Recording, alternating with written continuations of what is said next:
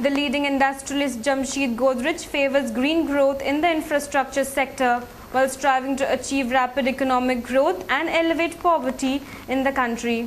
According to Mr. Godrej, green growth envisages construction of buildings which consume less water and electricity, running of mobile towers with renewable energy instead of diesel, etc. Delivering the keynote address at the 102nd Annual General Body Meeting at the Goa Chamber of Commerce and Industry, the Chairman and Managing Director of Godrej and Boyce Manufacturing Company Limited, Jamshyd Godrej, said the recent oil spill in the Gulf of Mexico ought to serve as a reminder to the world that petroleum-based economy has its limitations, and for the sustainable development of the country, the tax structures and subsidies on petroleum products need to be reversed.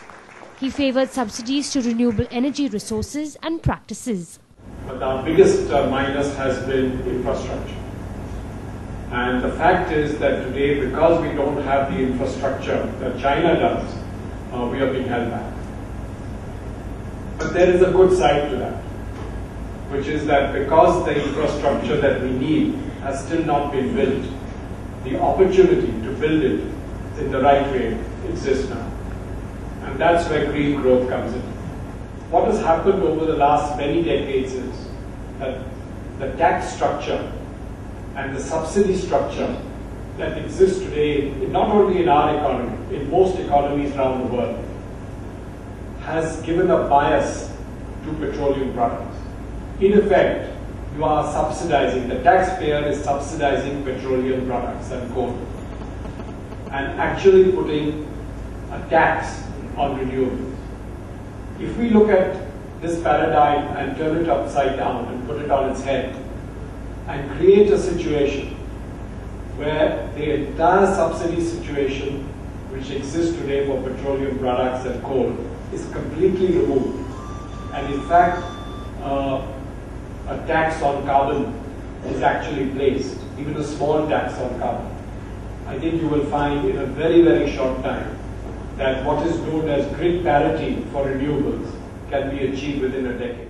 Known for his environmental pursuits, Mr. Godrej, a former president of the Worldwide Fund for Nature, India, also emphasized on the use of renewable energy resources for mobile phone towers, which are presently operated using diesel generator sets to help India save billions of dollars in petroleum-based fuel. And the solution is to use renewable energy, which even solar today is at 15 to 20 rupees. Even today it is at 15 to 20 rupees, significantly lower than diesel generating sets. And in most rural areas, there is a lot of bio-waste which can again be used for bioenergy. So the project actually is to provide renewable energy to the cell phone tower. You could increase the GDP of India through this project if it was really taken to all rural areas, which is 50% of towers in India. You could increase it by $500 billion every year, which is half the size of our economy. That is the potential for GDP growth in the rural areas. As part of green growth, Mr. Godrej said that the government should make green building codes mandatory for the buildings in future, which would help reduce energy consumption, water usage, and permit construction of sustainable habitats.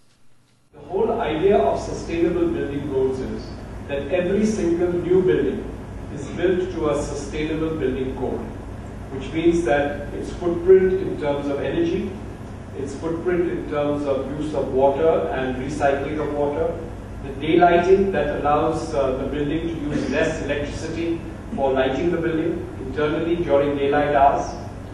There are a whole bunch, about 6 or 8 different such interventions that can be put in a building code and to make it mandatory for every building that is built, every new building, to follow that code. Now, if we actually did that and we are able to influence the government of India and all the state governments and the local bodies, etc., to adopt this code, the change that you can make to this percentage of about 40% means you can halve it and bring it to about 20% of energy use. That is the potential.